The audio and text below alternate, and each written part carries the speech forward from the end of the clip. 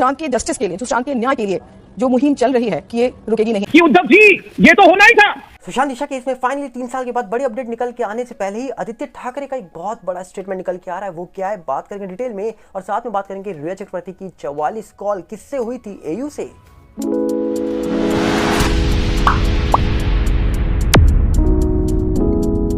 सुशांत राजपूत मामले में फाइनली 3 साल के बाद कई सारी बातें तो निकल के आ रही है, पर उन बातों में कितनी सच्चाई है, क्या ये लोग जानते हैं? आपको बता दिया जाए, सुशांत मामला हुआ था 2020 में, और उसके बाद कई सारे लोग निकल के आए थे जिसमें एक दावा हुआ था कि रिया चक्रवर्ती ने 44 कॉल करी थी एयू को। ये बातें तो सोशल मीडिया में और खास करके न्यूज़ मीडिया वालों ने निकाल के रखी थी, जिसके बारे में आज तक कई सारे लोग अलग अलग दावे करते हैं ये एयू कौन है। और कुछ लोग कहते हैं ये नेता है, कुछ लोग कहते हैं ये कोई दोस्त है, और कुछ लोग कहते हैं ये अनन्या उदास है। पर ये उदास है या अनन्या है या कौन है, इसके बारे में आज तक पुख्ता बात तो निकल के नहीं आई, पर लोग अब समझते हैं कि आखिरकार कौन हो सकता है ये। पर उसी के बीच कहा जा रहा है कि अभी हाल ही में देवेंद्र फडणवीस जी हो या एकनाथ शिंदे जी हो, सबने बड़े बड़े बयान दिए हैं। एक सीएम है, एक डिप्टी सीएम है महाराष्ट्र के, पर उसी के बीच अब आदित्य ठाकरे निकल के आ गए हैं। और आदित्य ठाकरे ने कहा जा रहा है कि बहुत बड़ा बयान दे दिया। मैं चाहूंगा पहले आप उनकी बात सुन लीजिए, उन्होंने बोला क्या है। मैंने सिर्फ कहा जो ओरिजिनल गद्दार है, जिन्होंने 1 साल पहले गद्दारी की, जिनको बहुत आस थी, आशा थी कि वो मंत्री बनेंगे, अभी क्या बनने वाले पता नहीं। क्योंकि मेरे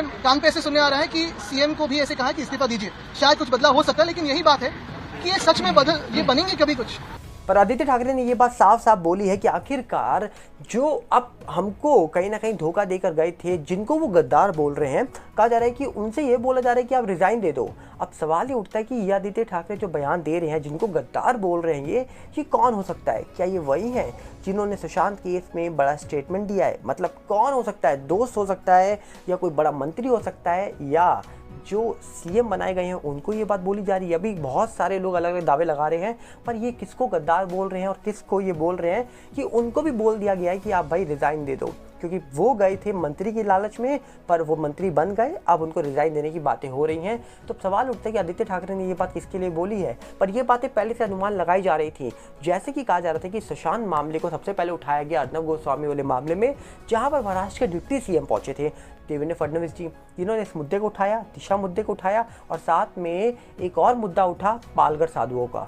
पर अब कहा जा रहा है कि उसके अगले ही दिन, 1-2 दिन के बाद, महाराष्ट्र सीएम जो है एकनाथ शिंदे जी, उनके पास जाते हैं राहुल कर्नल, जो आदित्य ठाकरे के दोस्त हैं, और जाके दावा करते हैं, बहुत बड़ा दावा करते हैं कि सुशांत सिंह राजपूत और दिशा मामले में, कुछ लोग कहते हैं मेरा नाम है, अगर मेरा नाम हुआ तो मैं राजनीति ही छोड़ दूंगा, और भी उन्होंने बहुत सारी बातें बोली थी। पर इसी के बीच कहा जा रहा है कि जब ये बातें निकल के आई, उसके बाद आदित्य ठाकरे का ये बयान क्या जताता है कि आखिरकार उनको बोला जा रहा है कि आप रिजाइन दे दो। पर इसका मतलब क्या समझा जाए? एक साथ जो लोग दिखाई दे रहे हैं, खड़े हुए हैं, क्या वो अलग हो चुके हैं?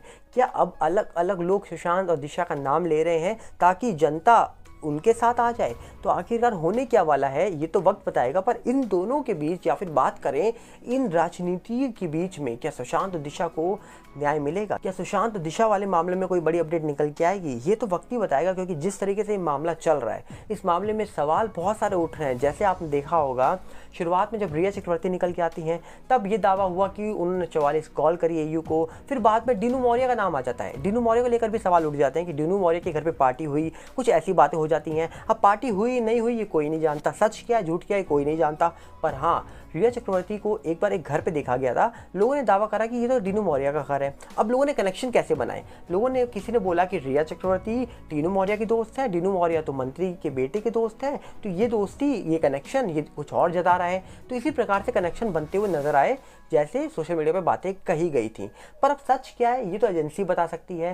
पर अब सवाल ये उठता है कि हाल ही में अभी एक फिल्म का प्रीमियम हुआ है, एक फिल्म के प्रीमियम में पहुंची है रिया चक्रवर्ती के साथ साथ कई सारे अन्य लोग, और कहा जा रहा है कि उस फिल्म का नाम आपको अगर हम बता दें तो उस फिल्म का नाम बताया जा रहा है कि अधूरी है। और ये एक वेब सीरीज बताई जा रही है, हॉरर वेब सीरीज, जहां पर रिया के साथ कई और लोग दिखे, जैसे डीनू मौर्य, आदित्य रॉय कपूर, और एक टाइम पर रिया का नाम आदित्य रॉय कपूर के साथ भी जुड़ा था, ये सब जानते होंगे। तो कहीं ना कहीं अब देखा जा रहा है कि एक साथ वही ग्रुप क्या दिखाई दे रहा है जिनके ऊपर सवाल उठे थे 2020 में। तो ये सवाल अपनी और बहुत बड़े सवाल उठा रहा है कि आखिरकार क्या सही में कोई पार्टी हुई थी? अगर पार्टी हुई थी तो किसके घर पे पार्टी हुई थी? अगर पार्टी किसी के घर पे हुई थी तो आखिरकार क्या उनका नाम किसी मामले में आ सकता है? ये सवाल सोशल मीडिया पे उठ रहे हैं। अब सच क्या है ये तो आने वाला वक्त ही बता सकता है। पर वहीं पे बात करें तो दिशा सुशांत मामला 3 साल के बाद उठा तो है, पर ये मामला क्या अंत तक जा पाएगा, क्योंकि सुशांत मामला तो है सीबीआई के पास। इस मामले में अभी कोई पुलिस जांच नहीं करेगी, इस मामले में सीबीआई जांच कर रही है। सीबीआई अपनी फाइनल रिपोर्ट रखेगी और सीबीआई ही बताएगी कि इस मामले में हुआ क्या था।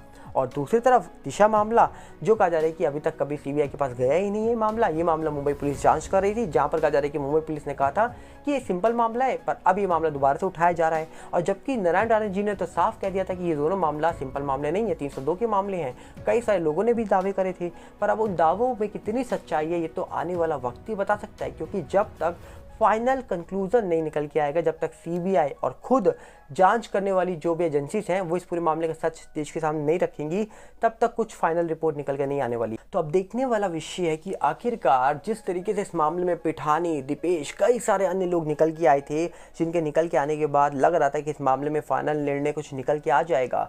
वो 44 कॉल कौन से एयू को की गई थी ये भी निकल के आ जाएगा, और आखिरकार क्या कनेक्शन था एयू के साथ वो भी निकल के आ जाएगा, पर ऐसा कुछ हुआ नहीं। जबकि रिया की सपोर्ट में बहुत सारे लोगों को देखा गया 2020 से, और रिया आज कई सारे फिल्म के प्रीमियम पहुंचती हैं और बड़े बड़े लोग उनको बुलाते हैं, जैसे कि कई सारे अवार्ड शो में वो होस्ट बन के चली जाती हैं। कई बार कहा जा रहा है कि अवार्ड शो में वो अवार्ड देती हुई नजर आती हैं। वहीं पे कहा जा रहा है कि जब उनको लोग जानते नहीं थे तो आज उनको बहुत सारे लोग जानने लग गए हैं। फिलहाल वो रोडीज के अंदर गैंग लीडर बन के काम कर रही हैं, और साथ में कहा जा रहा है कि अभी उनकी कुछ फिल्म निकल के आई थी चेहरे, चाहे वो फिल्म फ्लॉप गई हो पर फिल्म में वो नजर आई थी, जिसके बाद कहा जा रहा है कि अभी आने वाले वक्त में भी उनको कोई काम मिल सकता है और रोडीज के अलावा ये देखने वाला विषय होगा। पर क्या लगता है आपको, इस मामले का कोई फाइनल निर्णय निकल के आएगा? क्योंकि ये मामला जिस प्रकार चल रहा है, इस मामले को देखा जाए तो सवाल तो अपने आप बहुत सारे उठ रहे हैं, पर उन सवालों के बीच में क्या सच है, क्या ये सामने निकल के आ पाएगा कभी?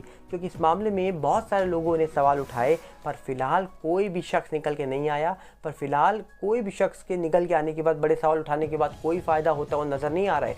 जबकि रूपकुमार शॉ, जो खुद कूपर में काम करते थे, उन्होंने इतने बड़े बड़े दावे कर दिए, पैर की हड्डी टूटने से दावा कर दिया, उन्होंने इंजरी के दावे कर दिए, उन्होंने ये बोल दिया कि मामला 302 का है।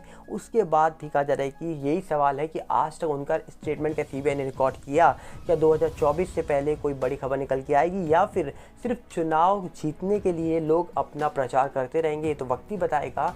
साथ में हम आपसे अपील करेंगे कि आप हमारे फेसबुक और टेलीग्राम चैनल से जुड़ जाइए, जिसका लिंक डिस्क्रिप्शन में है, ताकि आपका हमारे साथ बना रहे। और साथ में हम आपसे अपील करेंगे कि आप हमारे नए चैनल सागर बल्ला रिव्यू के साथ भी जुड़ जाइए, जिसका लिंक डिस्क्रिप्शन में है।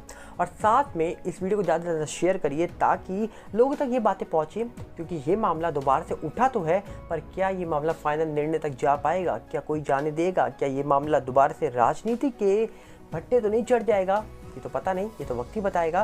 पर आपकी राय क्या है, अपनी राय कमेंट बॉक्स में रखिएगा, ताकि हम समझ पाएँ कि आप इस पूरे मामले को लेकर आज भी क्या समझ रहे हो। क्योंकि आज भी बहुत सारे लोगों के अंदर कन्फ्यूज़न है कि ये मामला 302 का है, 306 का है, या फिर कौन सा है। बहुत सारे लोग ऐसे ऐसे सवाल उठाते हैं, पर आपकी राय जानने के बाद हमको भी समझ आ पाएगा कि आप इस पूरे मामले को लेकर क्या समझ रहे हो।